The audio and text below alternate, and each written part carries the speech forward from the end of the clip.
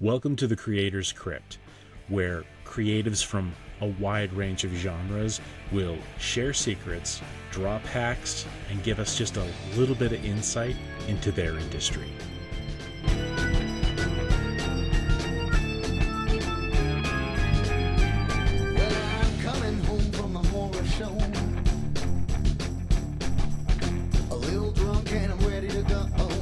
So let's talk about the business of being a creator. This is an industry that requires a really thick skin. There are numerous ways for people to irritate you. From the puppeteer that mistreats your creation during a performance and then has the audacity to complain about the craftsmanship, to the client who misleads you about their measurements and blames you when the suit comes back bursting at the seams. We have enough to deal with as creators without having to justify the value of our experience and our time. But no matter what artistic genre that you fall into, there will always be people out there who want the service that we can provide and just refuse to pay for it. The situations that really irritate me are brought on by those that would trivialize our work by asking us to do things for free or for an inconsequential amount of money. And they're happy to do it. I think all artists have similar stories, and it doesn't matter how proficient you are at what you do. It doesn't even matter that you may be somewhat famous for your work. There's always going to be someone out there who's going to ask you to work your brand of magic and offer you an offensively low amount of money to do it. I have a friend of mine, a very well-known puppet designer, who attended a Comic-Con with me in Salt Lake City, Utah, a couple years back. She brought some of her work with her in hopes of generating some excitement from fans and maybe just earning a couple of bucks while she was there. So we're all sitting at this table in Celebrity Row when this Comic-Con volunteer walks by, and she happens to take notice of these puppets. I mean, these things were amazing. I mean, the fur alone was just fantastic. I mean, these things were a marvel of fabric and foam fabrication. And the work was just incredible. So the volunteer asks, how much are your puppets? And my friend responds, they're $800 a piece. Now, rather than ask her why the price point was set where it was, this volunteer flips us off and walks away. I mean, we were kind of flabbergasted because not only did she flip off, a professional artist, whose work she just admired, but she also flipped off a celebrity guest of the Comic-Con. I mean, it was like the audacity, but, welcome to fucking Utah.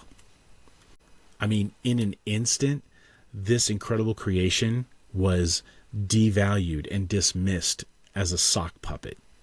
Had she asked about the puppets, this person would have learned a couple of things. Had the volunteer taken the time to ask, she would have found out that the fur that was used for these puppets, the fur that captured her attention, was NFT fur. And this is very expensive stuff, but worth it.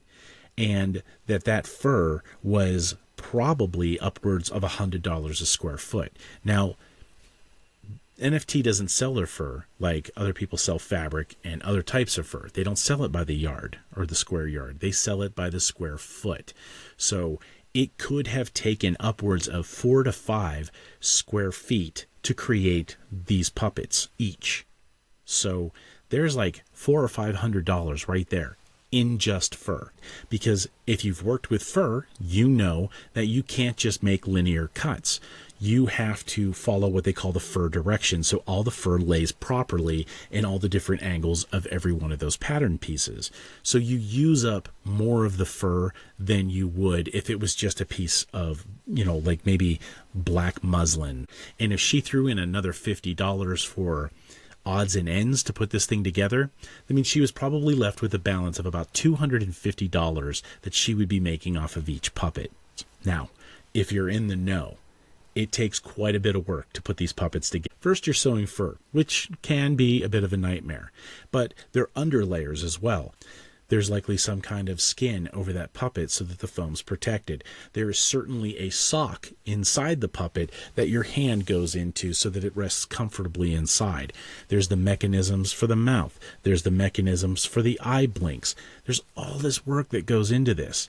So when it's all said and done, that $250 that she earned from making that puppet was more than likely translated to $9.25 an hour.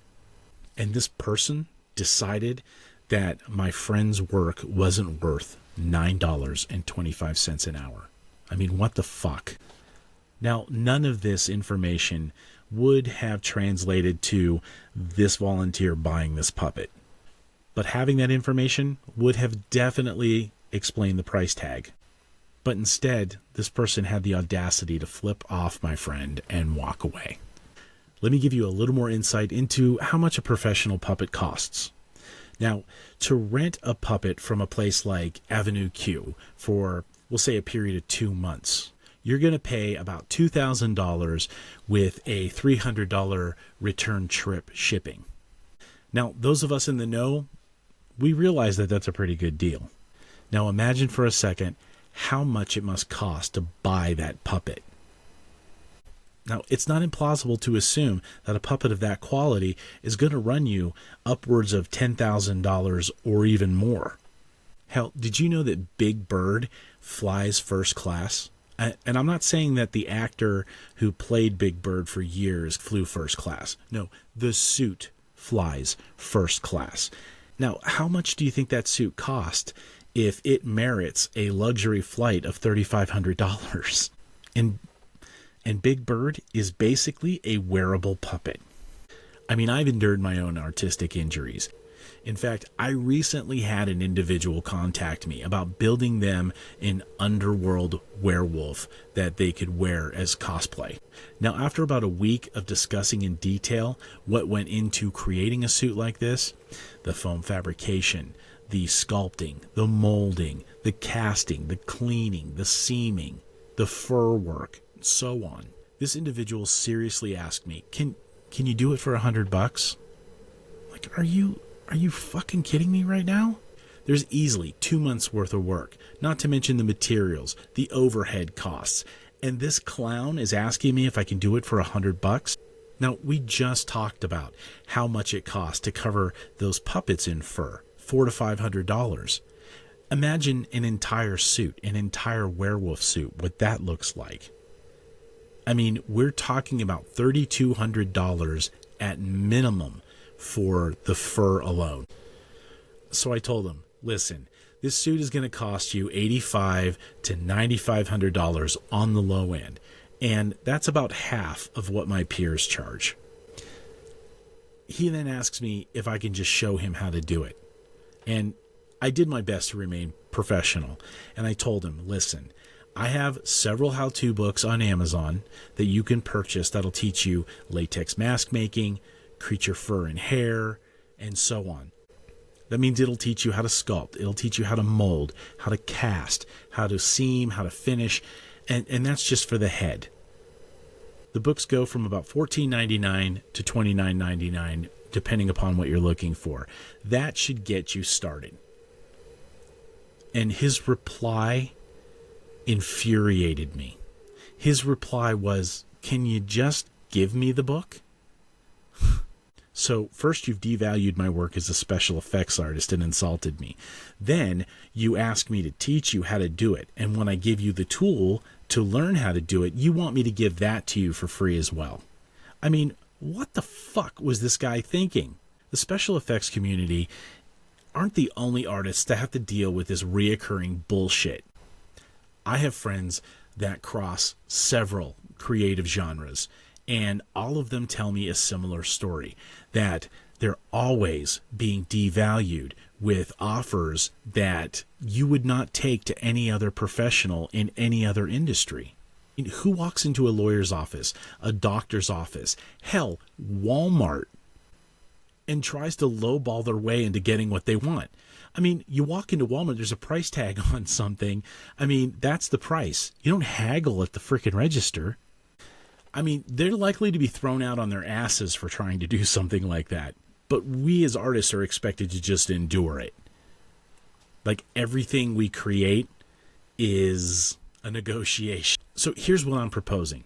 If you're someone who is seeking out a creative production, then do your research. Talk to several artists about what their prices would be, and then you can come to an educated conclusion. Ask them how they arrived at that price point.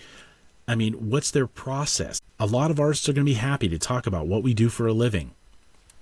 Take a moment to review the process on something like YouTube or read a damn book.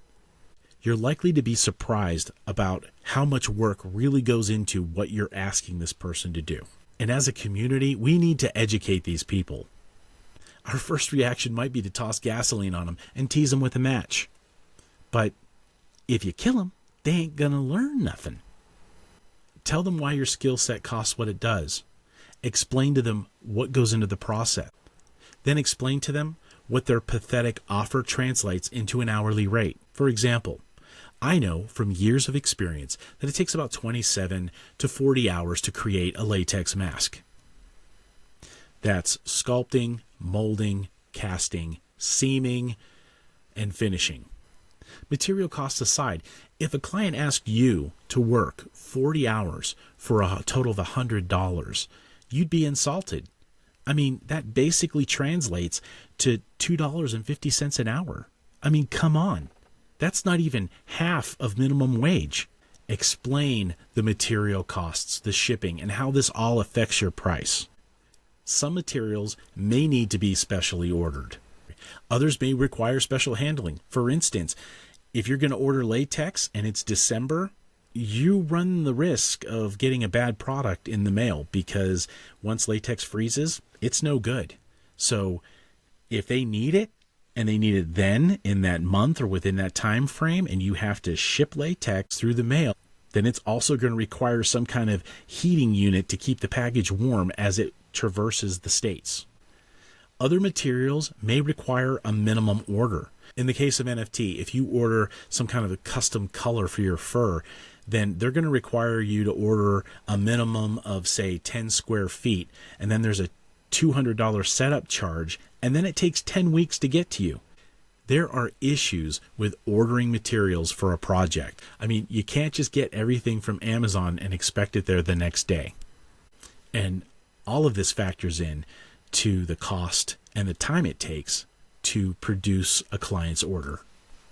If we take the time to explain our process, the unseen costs involved of the job, the realistic time frames that it's going to take to produce their item. The goal is to keep people from looking at our profession as some side hustle, some fun little thing that we do to make money, a hobby. They need to start looking at it for what it is, a valuable service they need. We shouldn't be penalized because we love what we do. We need to earn money like everyone else. And just because some people hate their jobs and we love ours doesn't mean that we should be penalized for it. Just saying. I hope you enjoyed my opinion piece today. It's something that I feel very passionate about. I would like to thank our producers over at the Collectors Maze Network, specifically Rixie Ray and Keith Baldwin. And as always, I would like to thank my friend Gil Corzo for supplying me with the theme song for my show. This podcast was recorded on Riverside FM and edited on OpenShot.